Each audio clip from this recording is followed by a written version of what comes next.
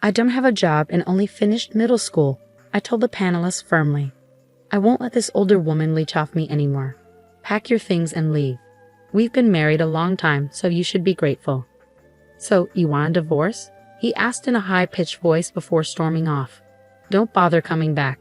You're too dense to understand. Are you going to divorce me and marry my sister? We stared at each other in surprise. My name is Jane. I live with my husband Tim, who is 5 years younger than me. I'm in my late 50s. My younger sister introduced us, and we have 2 children who are now grown and have families of their own. At my age, I often reflect on my life. I've had many experiences, and while I'm thankful for my children, I'm not happy with my husband. He mocks my education, having only completed middle school. You wouldn't understand. Having only finished middle school, he always says during arguments. My husband is right. I only graduated from junior high school. I wanted to go to high school, but we were too poor back then. The internet wasn't common and our world was small. So I listened to my parents, graduated from junior high, and got a job. My younger sister, 5 years younger, went to college. I worked hard to support her through college because I didn't want her to struggle like I did. She excelled and went to a top university where my husband was also a student. He's proud of his education and often uses it in arguments. When we first met, he didn't show this side. I was very happy when we got married and had our first daughter. But over time, my happiness faded. Back then, many women quit their jobs after marriage, but he insisted I keep working full-time while managing the house and raising our child. When our first son was born, he quit his job, expecting me to handle all the household chores and childcare alone. I hoped he would support us financially, but he didn't. After 6 months of him being unemployed, I finally said, "It's time for you to find a job." "Who do you think you're talking to?" he replied. "You're the only one here. It's been 6 months. Are you going to stay unemployed? You think you can order me around? Not happening. Unlike you, who only finished junior high school, I'm more accomplished." "Good for you. So when are you planning to achieve your goals?" "If I want a job, I'll find one. And you don't get to decide what job I take. I have that choice." "All right then, go ahead and choose." "I can't. There's no job that interests me. He might have graduated from a top university and be good at studying, but he can't support our family. Without action, his fancy degree means nothing. Then at least contribute something to the family." "What kind of fool are you? It's absurd for me to do everything, isn't it? You're the one who had our children. You should appreciate that." I've stayed with this man for years because of our circumstances. In our generation, divorcing can lead to gossip and criticism, not just for the mother, but also for the children. I want to avoid that, but now that our kids are grown up, I think it might be time to end things with him. I'm nearing retirement age. Is it wise to consider divorce now? Just thinking about it makes my future seem brighter. Lately, I've been studying for my high school equivalency exam. With the kids grown, I have more time to focus on studying. I recently passed the exam, but I haven't told my husband. I know he would make fun of me if he knew. The other day, I got an acceptance letter. Soon after, my sister called me.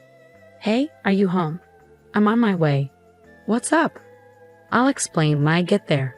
"All right, I'll be at the station. Unlock the door in 10 minutes. "Okay, see you soon." She hung up abruptly. 10 minutes later, my sister arrived. "What's wrong?" "How's your husband?" "We got divorced." "What? When did you get divorced?" "Oh, about 6 months ago." "I had no idea. I didn't tell you. By the way, do you have a spare room at your place?" "No, we don't." "Yes, you do. The kids are all grown up now." "Well, we kept their rooms just in case they visit." "So the guest room is free?" "Yeah, it is." "I'll stay there then." "Okay. I'm moving in today." "Wait, isn't this sudden?" "No, it's fine. Tim said it's okay." "Yeah, I told her she could come if she needed help," my husband added, returning from the convenience store. "Why decide that without discussing it with me? It's not right. Your sister needs help, Anju. That's why people like you who only finished middle school are clueless." "Exactly, she never helps anyone," Judy chimed in, siding with him against me. I knew she had always been like this. Despite my frustration, I did my best for her because she's family, but bitterness lingered. Eventually, I moved in with Judy, and I was the sole breadwinner while Judy and Tim did nothing all day. If you're going to stay here, at least pitch in. Why isn't Tim helping out or working? Oh, Jen, you've been obsessed with money ever since middle school. Must have been tough. I was shocked. Soon after, I noticed Judy and Tim spending a lot of time together. Their behavior bothered me the most. They seemed like lovers, though I doubted they were oblivious to it. I had to uncover the truth. I hired a detective agency and, as expected, a week later, I learned they were having an affair. When I told my children, they supported my decision to divorce. Now, I have no regrets. I'm just waiting for the right time to file for divorce. While Tim and Judy were out, I started studying for my law degree. It all began when I worked as a janitor at a lawyer's office. One of the firm's employees shared how he passed the bar exam at age 69, which inspired me deeply. I admired the idea of someone in their 70s taking on new challenges. That's when I decided I wanted to do the same. Then the day of my retirement arrived. When I got home, Tim and Judy greeted me with peculiar smiles. "I need to talk to you," I said. "What is it?" "You retired today, right? That means you're unemployed. How will you support yourself? You don't have a job and only finished middle school.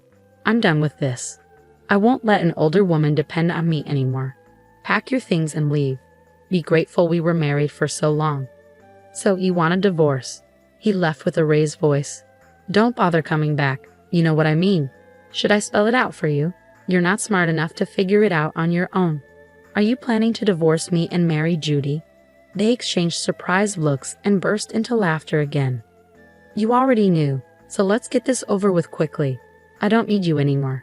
If you really don't want to leave, I might consider it if you beg. There's no need for that." "I plan to divorce him when I retired, so this works out well," I said. "Then let's do it." I pulled out the divorce papers from my bag. They both froze, mouths hanging open. "Please sign them quickly. I'm leaving." "Why were you the one with the divorce papers?" I decided to get a divorce, and now seemed like the right time. I explained as I changed into my clothes for the last time. "Hurry up, let's get this done." "It's good that Jen is leaving anyway," Tim remarked, signing the divorce papers under Judy's urging. "All right, that's it," I confirmed, checking his signature without hesitation. He didn't seem pleased with my straightforwardness. He's still insulting me, saying, "You're just a middle school graduate. You won't last long." I shrugged off his remarks. "Please, both of you," I said firmly, signaling for the kids to join us in the living room. "Here, hold on to this so he doesn't tear it up." "Okay, I got it." "You guys are unbelievable. You're the worst father ever. Graduating from some fancy university is a big deal for you, but it hasn't done anything for your life. You're content with your fancy degree while being unemployed your whole life. That's just silly, don't you think?" "What?" My daughter interrupted him. "You're a foolish, unemployed old jerk." "All right, kids, that's enough truth for now. You're both very direct. I have evidence of your affair. Time to face the consequences, as the law might say." Well then, I left the house with my children once they had nothing left to say. They owed me a million apologies. That's the price they paid for not working. Perhaps they borrowed money from a risky lender who lends to people without jobs or credit checks. I filed for divorce and finally became free. Now I can focus on my studies. I worked part-time as a cleaner and studied hard. Eventually, I got accepted into the law school of my dreams. After 4 years of studying, I graduated and passed the bar exam. Finally, I became the lawyer I always wanted to be. My children and their families threw me a little party. Life feels wonderful. But you know what? They were looking for me. How would I know? My ex-husband arrived at my new home tearful. "Your sister Judy doesn't work at all. We're broke." I tried to see the kids, but they won't talk to me. "Of course not, you fool. What did you expect? I told you I'd amount to something. All you had was a fancy college degree. It means nothing now. Don't belittle me. You're just trying to justify yourself. You never even finished middle school, for goodness sake." "Well, actually, I just passed the bar exam. Anyway, I'd be lowering myself to your level if I bragged about my education now. It's funny that you're now asking for money from someone you used to mock. Why do you live in such a nice place?" "Because of my job." "You work?" "Yeah, I do. I used to clean at a law firm." "You're a cleaner?" "Yeah, I am. I clean my own office." Your office. What? What's the problem? I kept the chain on the door and opened it. Here. I showed my ex-husband my lawyer's badge. He froze. You know, if you keep bothering me like this, I'll fight you in court. You can't keep intruding into my life. I said that and closed the door firmly. After that, my ex-husband never bothered me again. Judy tried once, but I told her the same thing, and she stopped coming around too. Those two, relying only on their education, will likely continue to struggle without putting in any effort. That's their path now. If you keep pushing forward in life, anything is possible. Jen is a hardworking person deserving of respect. That's why her children fully support her. I wish Jen a fulfilling life. Thank you for watching until the end. Please subscribe to our channel if you enjoyed it. See you in the next video.